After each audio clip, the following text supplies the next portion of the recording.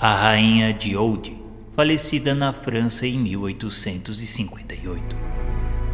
Este espírito se manifestou em uma das nossas reuniões e contou-nos algo da sua situação no mundo espiritual. Solicitamos que nos informasse sobre que sensações havia experimentado ao deixar o mundo terrestre. Mas ela nos disse que ainda estava perturbada, por isso não conseguiria explicar.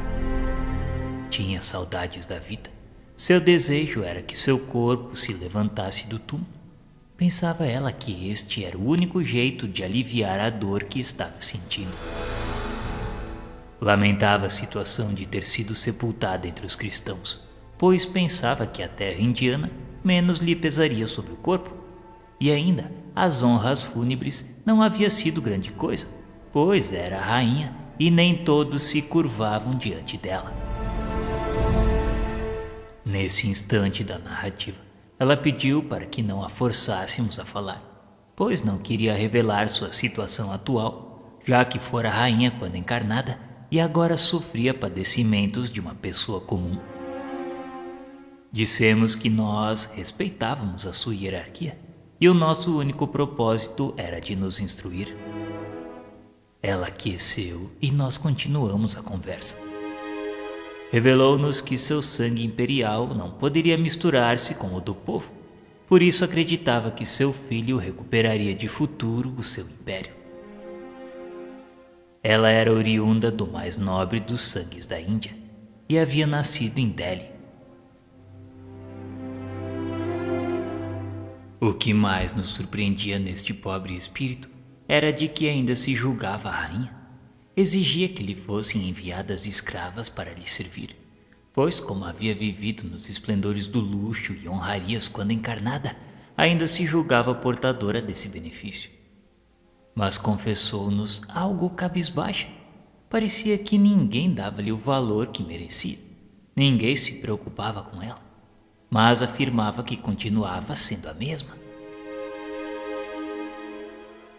Sobre a fé, quando na terra professava a religião muçulmana, porém era bastante poderosa para que se ocupasse de Deus. E quando indagada sobre as diferenças entre a sua religião e o cristianismo, a sua opinião era de que o cristianismo era absurdo em afirmar que todos eram irmãos. Sobre Maomé dizia que ele não era filho de rei e não se importava se tivesse tido uma missão divina ou não. E quanto ao Cristo, aquele filho do carpinteiro não era digno de suas preocupações e pensamentos. Pedimos sua opinião sobre o uso pelo qual as mulheres muçulmanas se furtam aos olhos masculinos. Disse-nos ela: penso que as mulheres nasceram para dominar, e eu sou mulher. E sobre as reminiscências de outras encarnações, pensava que sempre havia sido rainha. Mas então indagamos, se julgando superior, por que havia acudido tão prontamente ao apelo de se comunicar conosco? E a resposta seca foi: não queria fazê-lo, mas forçaram-me. Acaso julgará que eu me digna a responder-te? E com ar de deboche perguntou: que são vocês ao meu lado? Mas então, que havia lhe forçado a vir? Ela não sabia, posto que não devia existir ninguém mais poderosa do que ela. Perguntamos sobre de que forma se apresentava ali. Sempre rainha. Nunca havia deixado de ser. E ainda ficou indignada com aquela pergunta, pois não era daquele modo que se tratava uma soberana. Se apresentava ali ainda com seus ornamentos e pedrarias. Se julgava tão bela quanto era, e não compreendia o juízo que lhe fazíamos. E finalizou aquela comunicação afirmando de que, se pudesse, evitaria aquela reunião conosco, pois tratávamos como uma pessoa comum, sem maiores cortesias. Ela achava que merecia mais, muito mais do que só isso.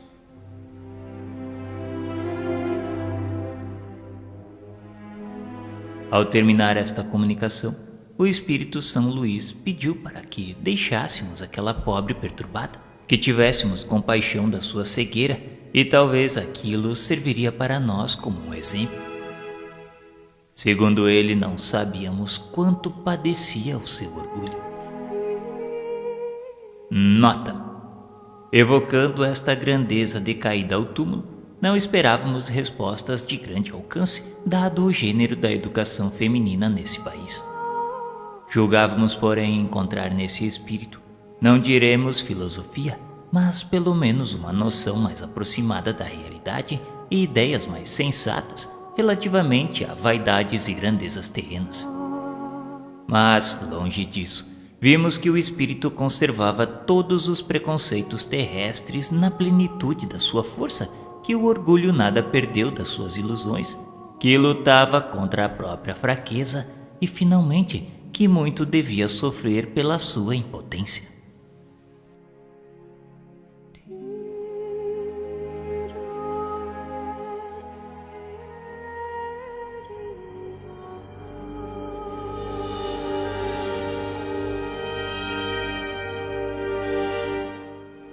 Xumene, Bordeaux, 1862. Sob este nome, um espírito se apresenta espontaneamente ao médium, habituado a este gênero de manifestações, pois sua missão parece ser a de assistir os espíritos inferiores que o seu guia espiritual lhe conduz no duplo propósito da sua própria instrução e também do progresso deles. Segue o diálogo. Por favor, diga-nos quem sois. Este nome, Xumene, é de homem ou de mulher? De homem, e tão infeliz quanto possível, pois sofro todos os tormentos do inferno. Mas se o inferno não existe, como podeis sofrer-lhe as torturas? Essa pergunta é inútil. Compreendo, mas outros precisam de explicações. Isso pouco me incomoda. Talvez o egoísmo não será uma das causas do vosso sofrimento? Pode ser. Te aconselhamos que, se quiserdes ser aliviado, começai repudiando as más tendências. Não te incomodes com o que não é da tua conta. Principia orando por mim como praticas com os outros, e depois veremos. Se você não se auxiliar com o vosso arrependimento, a prece pouco valor poderá ter. Mas se você só ficar falando em vez de orar por mim, isso menos ainda me adiantarás. Então diga-nos, desejais adiantar-vos? Talvez, não sei. Vejamos o essencial, isso é, se a prece alivia os sofrimentos. Nesse instante pedimos para que você une conosco os seus pensamentos com a firme vontade de obter vosso alívio. Vá lá. Nesse instante fizemos uma prece em benefício deste espírito.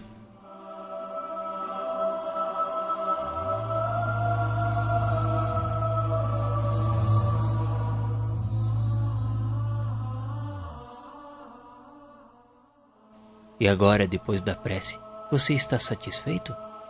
Não como fora para desejar. Mas veja bem, um remédio aplicado pela primeira vez não pode curar imediatamente um mal antigo. É possível. Você gostaria de voltar futuramente para se comunicar conosco? Se me chamares, eu voltarei.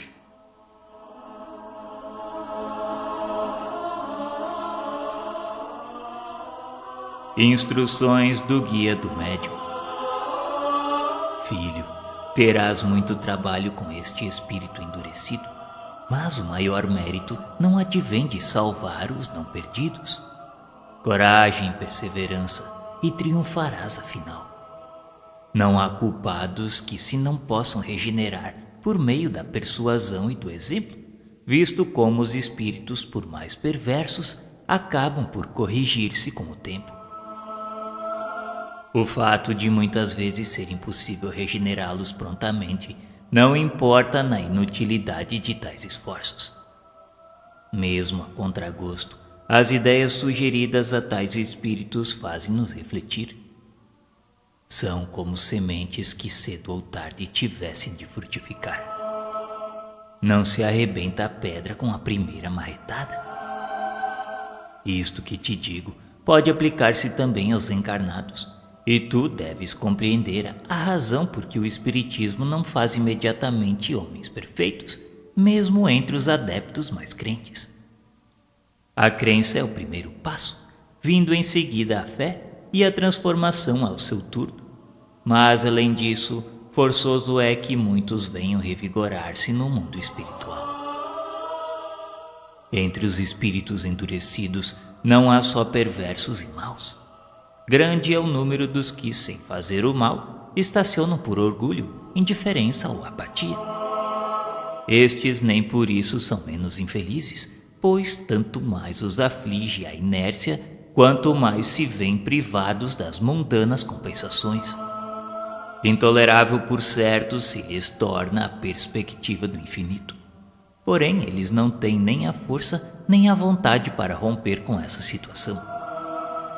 Referimo-nos a esses indivíduos que levam uma existência ociosa, inútil a si como ao próximo, acabando muita vez no suicídio sem motivos sérios, por simplesmente se aborrecer com a sua própria vida. Em regra, tais espíritos são menos passíveis de imediata regeneração do que os positivamente maus, visto como estes ao menos dispõem de energia e, uma vez doutrinados, voltam-se ao bem com o mesmo ardor que lhes inspirava o mal. Aos outros, muitas encarnações se fazem precisas para que progridam, e isto pouco a pouco, domados pelo tédio, procurando para se distraírem qualquer ocupação que mais tarde venha transformar-se em necessidade.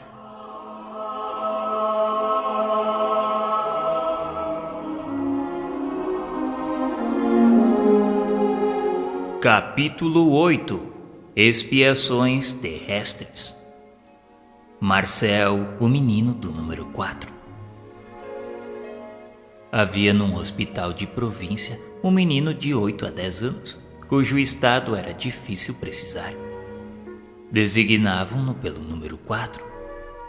Totalmente contorcido, já pela sua deformidade inata, já pela doença, as pernas se lhe torciam roçando pelo pescoço, num tal estado de magreza que eram pele sobre ossos.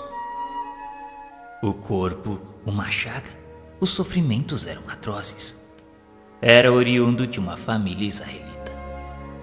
A moléstia dominava aquele organismo já de 8 longos anos, e no entanto demonstrava o enfermo uma inteligência notável, além de candura, paciência e resignação edificantes. O médico que o assistia, cheio de compaixão pelo pobre um tanto abandonado, visto que seus parentes pouco o visitavam, tomou por ele certo interesse. E achava-se-lhe um quê de atraente na precocidade intelectual. Assim, não só o tratava com bondade, como lia-lhe quando as ocupações lhe o permitiam, admirando-se do seu critério na apreciação de coisas a seu ver superiores ao discernimento da sua idade. Um dia o menino disse-lhe: "Doutor, tenha a bondade de me dar ainda uma vez aquelas pílulas ultimamente receitadas." "Para quê?" replicou-lhe o médico, "se já te ministrei o suficiente e maior quantidade pode fazer-te mal." "É que eu sofro tanto que dificilmente posso orar a Deus para que me dê forças, pois não quero incomodar os outros enfermos que aí estão. Essas pílulas fazem-me dormir, e ao menos quando durmo a ninguém incomodo." Aqui está quanto basta para demonstrar a grandeza dessa alma encerrada num corpo informe. Onde teria ido essa criança a aurir tais sentimentos? Certo, não foi no meio em que se educou. Além disso, na idade em que principiou a sofrer, não possuía sequer o raciocínio. Tais sentimentos eram-lhe inatos. Mas então, por que se via condenado ao sofrimento, admitindo-se que Deus houvesse concomitantemente criado uma alma assim tão nobre e aquele mísero corpo, instrumento dos suplícios? É preciso negar a bondade de Deus ou admitir a anterioridade de causa, isto é, a preexistência da alma e a pluralidade das existências. Os últimos pensamentos desta criança ao desencarnar foram para Deus e para o caridoso médico que dela se condoeu. Decorrido algum tempo, foi o seu espírito evocado na Sociedade de Paris, onde deu a seguinte comunicação em 1863.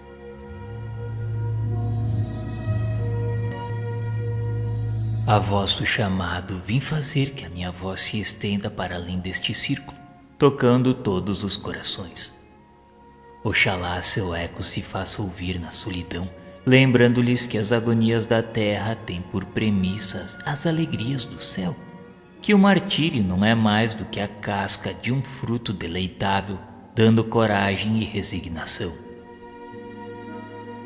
Essa voz lhes dirá que sobre o catre da miséria estão os enviados do Senhor, cuja missão consiste na exemplificação de que não há dor insuperável, desde que tenhamos o auxílio do Onipotente e dos seus bons espíritos.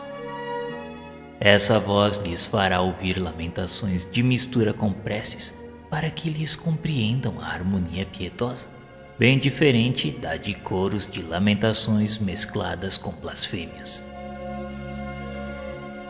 Um dos vossos bons espíritos, grande apóstolo do Espiritismo, cedeu-me o seu lugar para esta noite. Foi o Santo Agostinho, pelo médium com o qual habitualmente se comunica na sociedade. Por minha vez, também me compete dizer algo sobre o progresso da vossa doutrina, que deve auxiliar em sua missão os que entre vós encarnam para aprender a sofrer. O Espiritismo será a pedra de toque. Os padecentes terão o exemplo e a palavra. E então as imprecações se transformarão em gritos de alegria e lágrimas de contentamento. Os meus sofrimentos não eram uma expiação direta, mas asseguro-vos que todo sofrimento tem uma causa justa. Aquele a quem conhecestes tão mísero foi belo, grande, rico e adulado. Eu tivera turiferários e cortesãos, fora fútil e orgulhoso. Anteriormente fui bem culpado. Reneguei Deus, prejudiquei meu semelhante, mas espiei cruelmente, primeiramente no mundo espiritual e depois aqui na terra. Os meus sofrimentos de alguns anos apenas nesta última encarnação, suportei-os eu anteriormente por toda uma existência que raiou pela extrema velhice. Por meu arrependimento reconquistei a graça do Senhor, o qual me confiou muitas missões, inclusive a última que bem conheceis. E fui eu quem a solicitou para terminar a minha depuração. Adeus, meus amigos. Tornarei algumas vezes. A minha missão é de consolar e não de instruir. Há, porém, aqui muitas pessoas cujas feridas jazem ocultas, e essas terão prazer com a minha presença. Meu nome foi Marcel.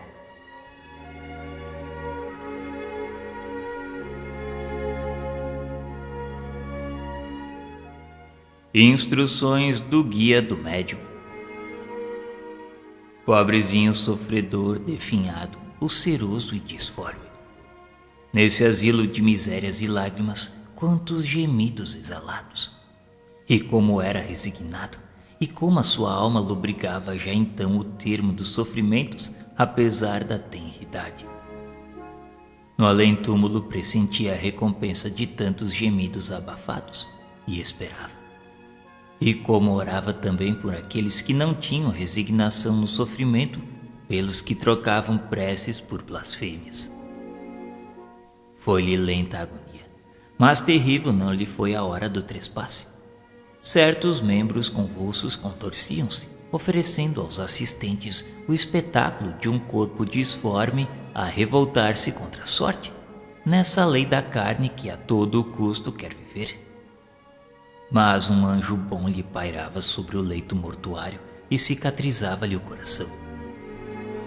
Depois esse anjo arrebatou nas asas brancas essa alma tão bela a escapar-se de tão horripilante corpo.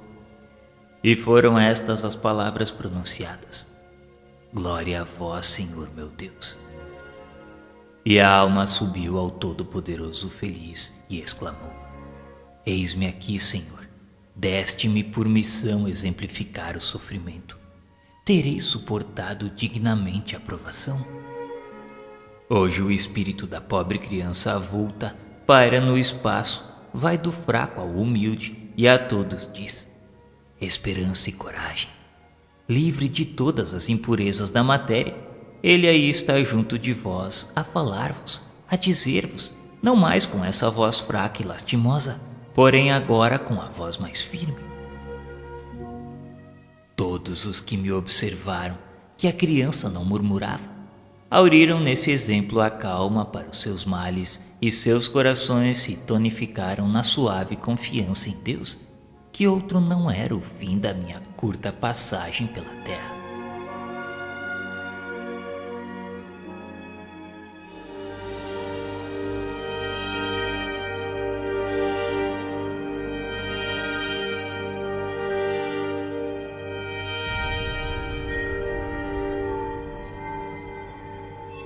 Zimel Sligol. Este não passou de um pobre israelita de Vilna, falecido em maio de 1865. Durante 30 anos mendigou com uma salva nas mãos. Por toda a cidade era bem conhecida aquela voz que dizia: lembrai-vos dos pobres, das viúvas e dos órfãos. Por essa longa peregrinação, Sligol havia juntado 90.000 rublos, não guardando porém para si um só copeque. Aliviava e curava os enfermos, pagava o ensino de crianças pobres, distribuía aos necessitados a comida que lhe davam. À noite ele destinava ao preparo do rapé, que vendia a fim de prover as suas necessidades, e o que lhe sobrava era dos pobres. Foi só no mundo. E, no entanto, seu enterro teve o acompanhamento de grande parte da população de Vilna, cujos armazéns cerraram as portas.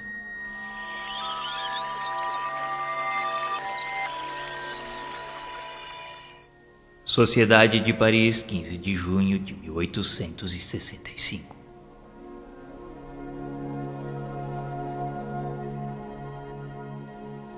Excessivamente feliz, chegado enfim à plenitude do que mais ambicionava, e bem caro paguei. Aqui estou entre vós desde o cair da noite. Agradecido pelo interesse que vos desperta o espírito do pobre mendigo, que com satisfação vai procurar responder às vossas perguntas. Uma carta de Vilna nos deu conhecimento das particularidades mais notáveis da vossa existência, e da simpatia que tais particularidades nos inspiram, nasceu o nosso desejo de se comunicar convosco. Agradecemos a vossa presença e, uma vez que quereis responder-nos, principiaremos por vos assegurar que muito felizes seremos se para nossa orientação pudermos conhecer a vossa posição espiritual, bem como as causas que determinaram o gênero de vida que tivestes na última encarnação.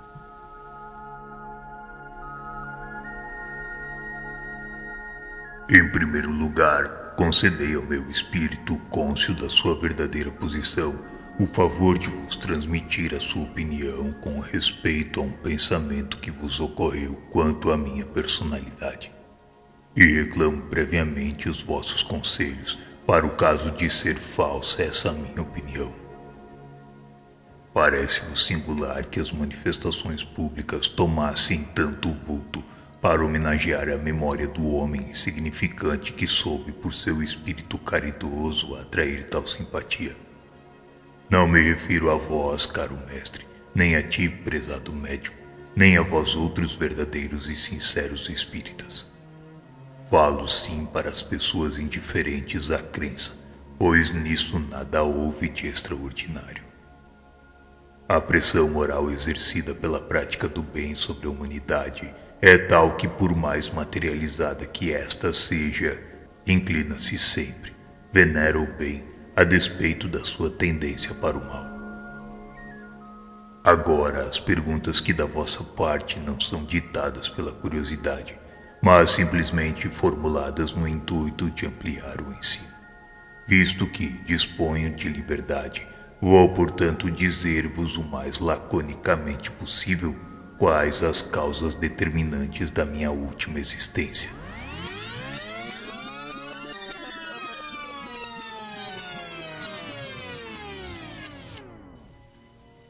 Faz muitos séculos vivia eu com o título de rei, ou pelo menos de príncipe soberano.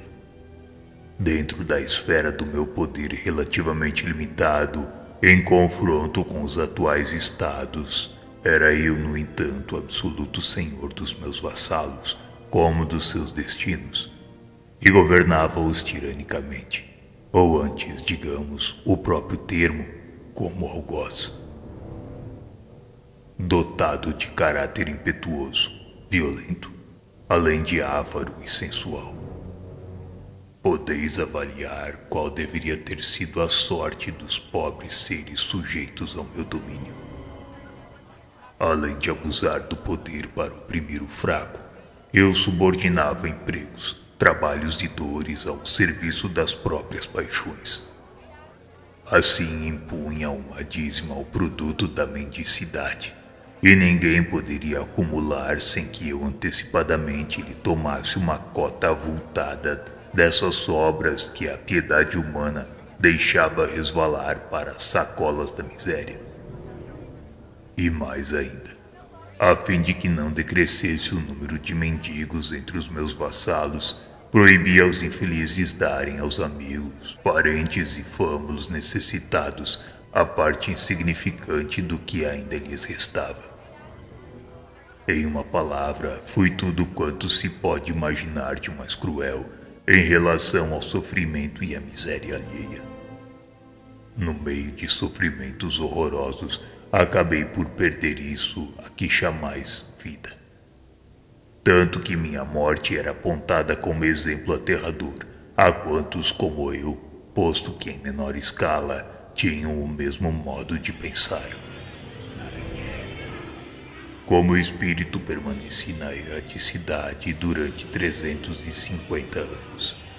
E quando, ao fim desse tempo, compreendi que a razão de ser da reencarnação era inteiramente outra que não a seguida por meus grosseiros sentidos, obtive à força de preces, de resignação e de pesares a permissão de suportar materialmente os mesmos sofrimentos que infligira, e mais profundamente sensíveis que os por mim ocasionados.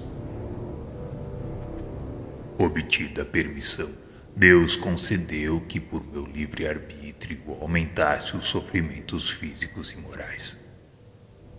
Graças à assistência dos bons espíritos, persisti na prática do bem, e sou-lhes agradecido por me terem impedido de sucumbir sob o fardo que tomara. Finalmente preenchi uma existência de abnegação e caridade, que por si resgatou as faltas de outra, cruel e injusta.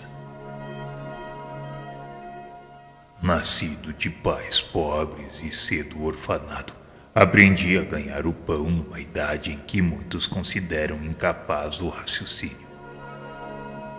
Vivi sozinho, sem amor, sem afeições, e desde o princípio suportei as brutalidades que para com os outros havia exercido.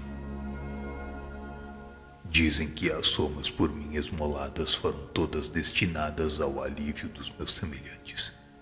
É um fato inconcusso, ao qual, sem orgulho nem ênfase, devo acrescentar que, muitíssimas vezes com sacrifício de privações relativamente imperiosas, aumentava o benefício que me permitiam fazer à caridade pública.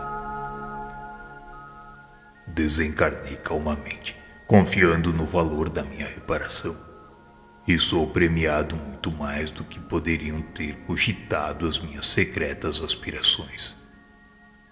Hoje sou feliz, felicíssimo, podendo afirmar-vos que todos quantos se elevam serão humilhados, como elevados serão todos quantos se humilharem.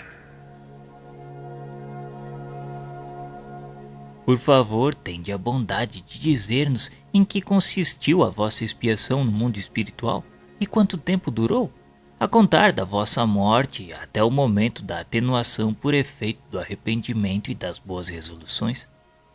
Dizei-nos também, se possível, o que foi que provocou a mudança das vossas ideias no estado espiritual. Essa pergunta desperta-me muitas recordações dolorosas. Ah, quanto sofri eu! Mas não que me não lamento, apenas recordo. Quereis saber a natureza da minha expiação? Pois ei-la na sua terrível hediondez.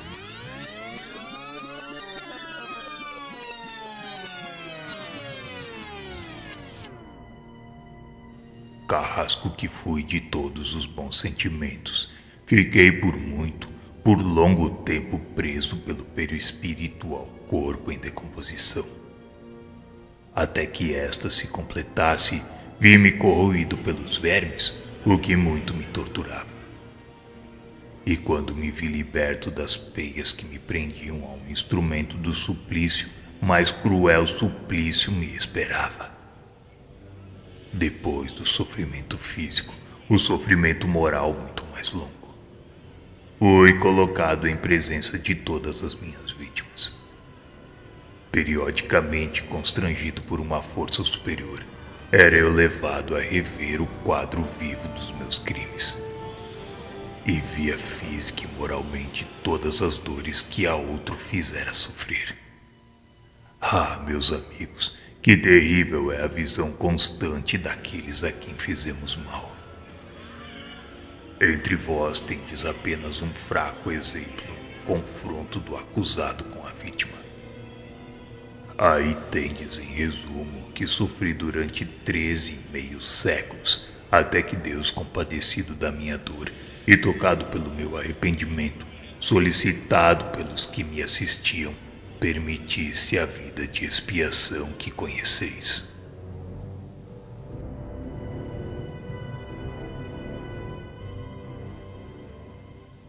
E algum motivo particular vos induziu à escolha da última existência subordinada à religião israelita?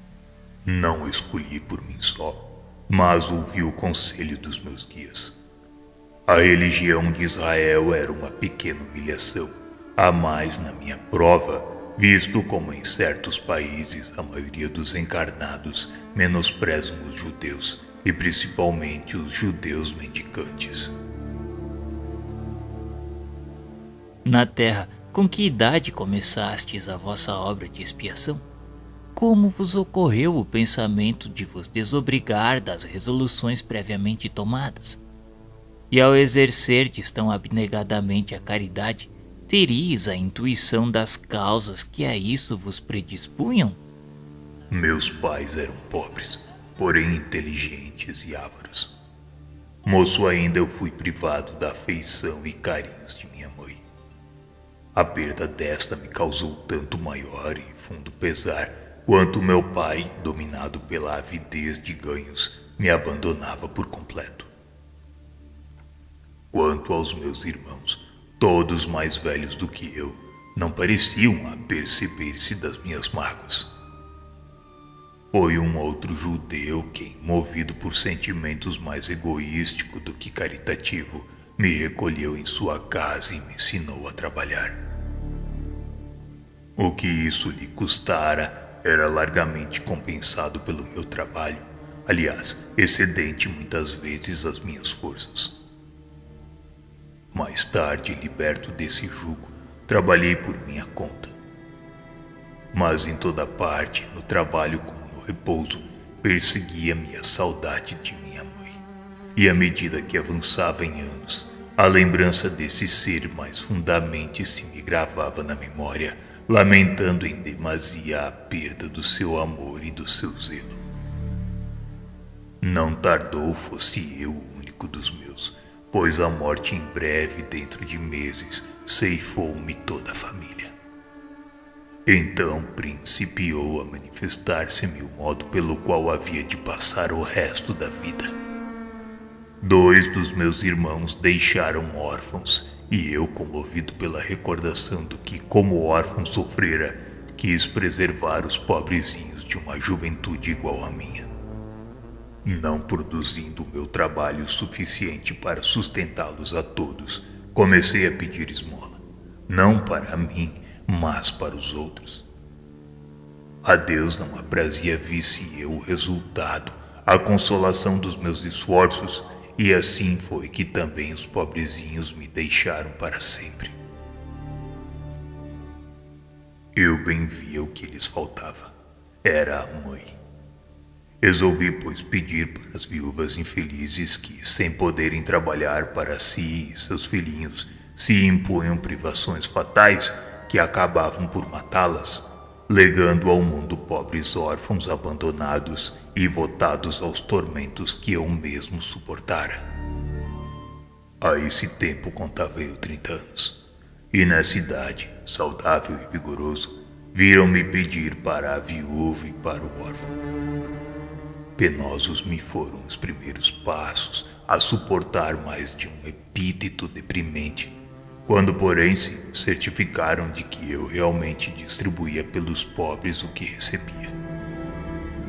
Quando souberam que a essa distribuição ainda juntava as sobras do meu trabalho, então adquiri certo conceito que não deixava de me ser grato. Durante os 60 e alguns anos dessa peregrinação terrena, nunca deixei de atender à tarefa que me impusera. Também jamais a consciência me fez sentir que causas anteriores à existência fossem o móvel do meu proceder. Um dia somente, e antes de começar a pedir, ouvi estas palavras: não façais a outrem que não quiserdes que vos façam. Surpreendido pelos princípios gerais de moralidade contidos nessas poucas palavras, muitas vezes parecia-me ouvi-las acrescidas com estas outras: mas fazei ao contrário o que quiserdes que vos façam. Tendo por auxiliares a lembrança de minha mãe e dos meus próprios sofrimentos, continuei a trilhar uma senda que a minha consciência dizia ser boa. E vou terminar esta longa comunicação dizendo: muito obrigado. Imperfeito ainda, sei contudo que o mal só acarreta o mal, e de novo, como já o fiz, dedicar-me-ei ao bem para alcançar a felicidade. Meu nome foi Zimel Slisgol.